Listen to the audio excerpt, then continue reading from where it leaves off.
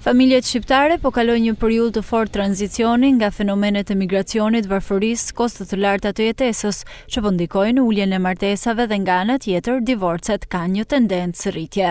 Të dhënat zyrtare të Instat tregojnë se vitin e kaluar kishte 16.120 martesa, me rënje me 7.7% në krahasim me vitin 2023, ndërsa divorce ishin 4.100 ose 65 më pak se në vitin 2023. Edhe pse numri absolut i divorceve ka luhatje, raporti i tyre për 100 martesa është rritur dukshëm. Në vitin 2021 për çdo 100 martesa kishte 15 divorce, ndërsa në raport me vitin 2024 ka 25 divorce për 100 martesa, niveli më i lartë i 5 viteve të fundit. Martesat po vinë gjithnjë më shumë në ulje për faktorë që lidhen me emigracionin dhe rënjen e të rinjve që reduktojnë bazën e popullsisë që martohet.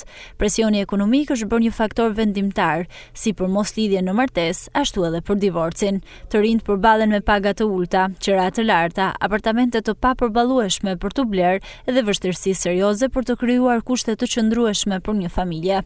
Emigracioni dhe rënja e lindjeve kanë bërë që baza e popullsisë së re brenda vendit të kurret, gjithashtu mentaliteti po ndryshon, të rinjt përqendrohen më shumë te karriera dhe pavarësia financiare, duke e shtyrë martesën deri në një moshë më të vonë ose duke preferuar bashkëjetesën. Nga ana tjetër, pjesëmarrja më e lartë në tregun e punës dhe të ardhurat e pavarura ju japin grave më shumë autonomi, duke e bërë më pak të varur nga martesa si mekanizëm ekonomik. Sot divorci shihet si një zgjedhje e pranueshme dhe jo si një dështim, gjë që e bën më të lehtë marrjen e këtij vendimi.